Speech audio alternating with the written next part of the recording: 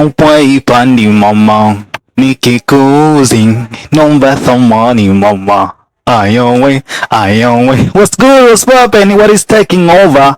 Leo tarehe 3 mwezi Mei mwaka 2025, siku ya Jumamosi adhimu kabisa, imekuja na imetulia kinoma noma. Bana, trending story siku hii leo is all about birthday ya mtoto wa star Mario pamoja na Paula. Namzungumzia Princess Amara ambaye kama nilikwambia tangu mchana kwamba siku ya leo rasmi wameweza kumuonyesha sura yake, I mean reality face. So watu wamekuwa na mtazamo tofauti, kila mtu amekuwa akikosoa kwa namna ambavyo anajua yeye. Wengine wamekuwa wakikosoa positive, wengine wamekuwa wakikosoa negative. So kulingana na macho ya mtu na jinsi ambavyo matamanio ya mtu ya kutoa comments au ya kushare, ya kuengage kuhusu hiyo picha bana yanataka. So trending story ni kuhusu birthday party ya Amara ambaye anatimiza mwaka mmoja tangu alipozaliwa mwaka jana 2024 by the way. Lakini ndani ya trending story hiyo kuna trending story nyingine. Wana is all about kurudiana kwa Harmonize pamoja na Kajala.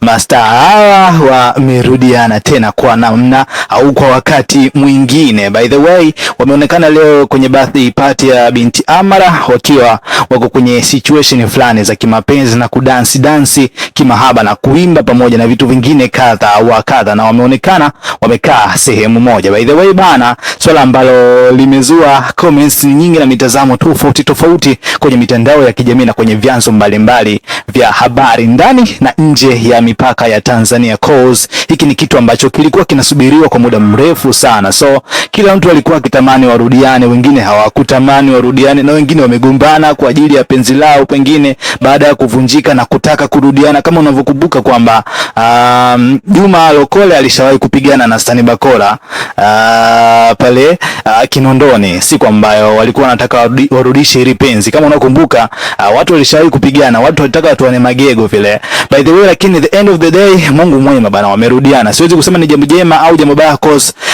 we never know what is going on them. So ndoa ni baraka na mahusiano siku zote ni baraka, yanaweza yakadumu au yanaweza yasidumu. Hiyo yote ni mipango ya Mungu. So bana, mitazamo kama nilivyokuambia imekuwa mingi sana, lakini pia wewe kwenye minds zako unaweza kuniambia kupitia sehemu ya comment hapo. Niambie, je, unadhani kwamba ni vizuri Harmonize na Kajala kurudiana tena kwenye hili penzi, na linaweza likawa moto au likapoa tena na likafa tena bila hata kutarajia? On my side personally, mimi nimefurahi sana. Sio kitu kibaya, kama ambavyo unajua hatunaga wivu na mapenzi ya watu. Unajua tena zile sio level zetu bana, tunajijua level zetu sisi ni kuokota au uza matembele, lakini maana kwa upande wao kwa mastano wanabeba na juu. By the way bana, Mungu awajalie uzima na Mungu awajalie amani ndani ya mahusiano yao. Ikiwezekana bana, wabishane mpaka shela kabisa, ndoa iwe ya kanisani au ya msikitini. By the way, that's good na ni kitu kizuri sana